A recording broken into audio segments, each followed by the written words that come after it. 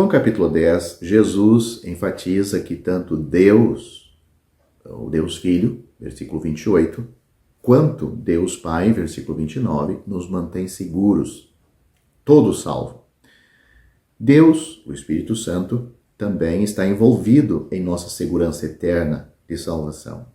Em Efésios capítulo 1, versículo 13, Paulo nos diz que fomos selados com o Espírito Santo prometido, ou da promessa. Foi o Senhor Jesus quem prometeu a vinda do Espírito Santo. João capítulo 15, versículo 26, capítulo 16, versículo 7. Paulo diz que recebemos o Espírito como um selo. Ele diz, quando vocês ouviram a palavra da verdade, o evangelho da sua salvação e creram nele. Deus sela os crentes com ninguém menos, ele sela os crentes com ninguém menos do que ele mesmo. Ou seja, ele usa a pessoa do Espírito Santo. Por que ele faz isto? E qual é o propósito de tal selo?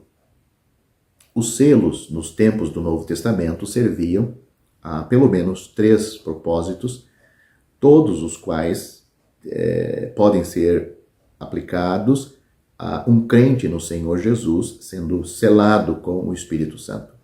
O selo de Deus sobre um crente é semelhante a uma marca que é usada no gado, ou uma marca de tinta em ovelhas, no sentido de que essas marcas identificam o proprietário. Aquelas ovelhas pertencem ao tal proprietário usando a marca dele.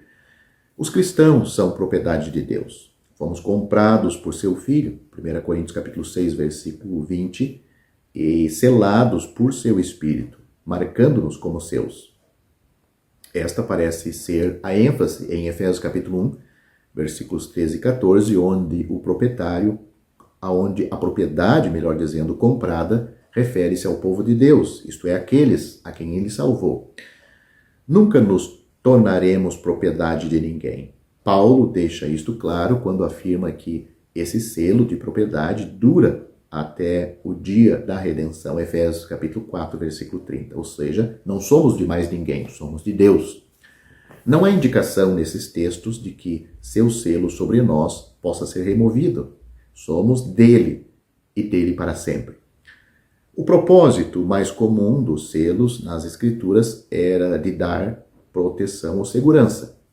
A cova dos leões, da qual Daniel foi lançado, tinha um selo sobre ela, Daniel capítulo 6, versículo 17, para protegê-la de adulteração, assim como o túmulo do nosso Senhor Jesus, pela mesma razão, Mateus capítulo 27, versículo 66.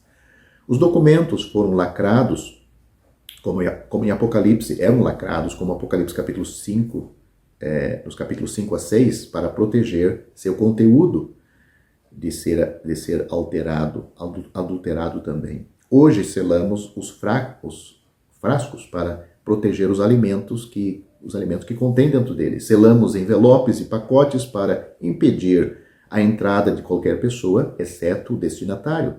Selamos as paredes do porão para impedir a entrada de umidade.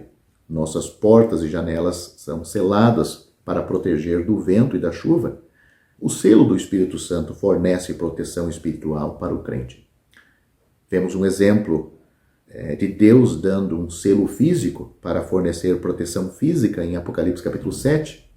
O grupo de 144.000, que trata Apocalipse capítulo 7, de crentes judeus, são selados com uma marca em suas testas ao entrarem no período da tribulação. Esses crentes testemunharão as mais terríveis catástrofes, marcadas por mais derramamento de sangue do que em qualquer outro período da história humana. Leia Daniel capítulo 12, versículo 7, Mateus capítulo 24, versículo 21, que trata deste período. Comparando o julgamento do quarto selo, Apocalipse capítulo 6, versículo 8, onde 1/4 da população perece, como o julgamento da sexta trombeta de Apocalipse capítulo 9, versículos 14 a 15, onde 1/3 é morto, significa que pelo menos o meio da população terá sido destruída neste período. Isto nem inclui o julgamento das 7 taças que ocorrerão mais tarde na tribulação, Apocalipse capítulo 16, parece ser ainda mais severos. No entanto, nenhum dos 144 mil crentes selados morreram. Quando o período de 7 anos da tribulação terminar, todos os 144 mil selados deles são vistos em pé no litoral, de forma literal, no monte Sião com Cristo, o Rei. Apocalipse capítulo 14, versículos 1 a 5. Nenhum deles foi morto, nenhum se perdeu. Nem o próprio anticristo foi capaz de destruí-los. O selo físico de Deus proporcionou segurança física durante este período para estes irmãos. Novamente, não há indicação de que este selo possa ser removido. Obviamente, não foi removido, pois todos eles ainda têm o selo quando a tribulação termina em Apocalipse capítulo 14, versículo 1.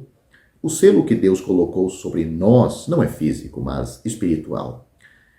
Não recebemos uma marca física em nossas testas, mas fomos selados com o Espírito de Deus para nos preservar espiritualmente. Assim, como o selo de Deus sobre os 144 mil, ainda no futuro, os protegerá fisicamente das forças do mal que procuram destruí-los, o selo de Deus do seu Espírito, nos preserva das forças espirituais que procuram nos destruir.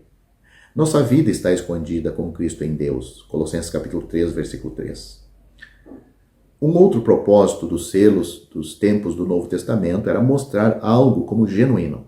Para evitar falsificações, os documentos do primeiro século eram lacrados com um anel de sinete, imprimindo sua impressão única e argila mole que depois endurecia. Com este selo, o documento foi considerado autenticamente assinado. Hoje colocamos nossas assinaturas à tinta em documentos importantes, tornando-os oficiais e dando-lhes validade.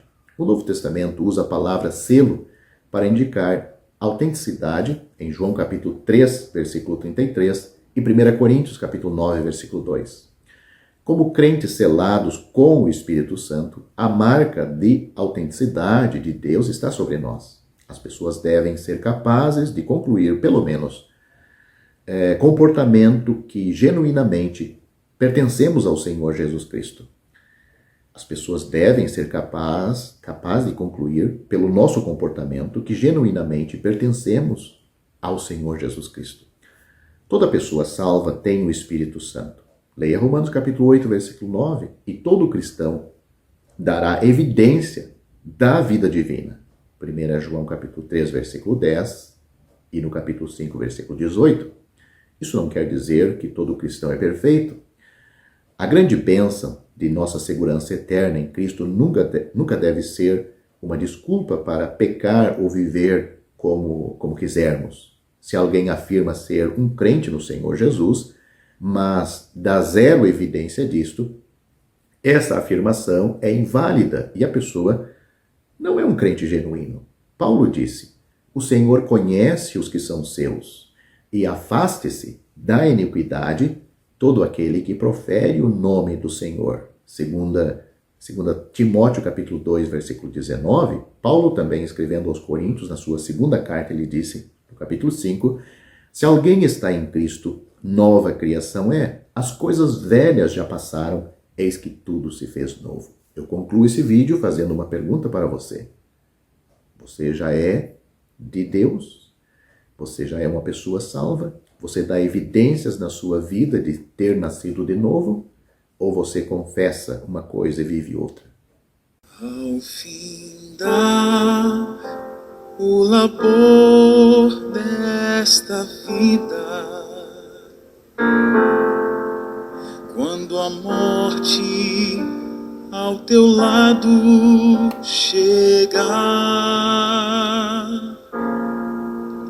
que destino há de ter a tua alma? qual será no futuro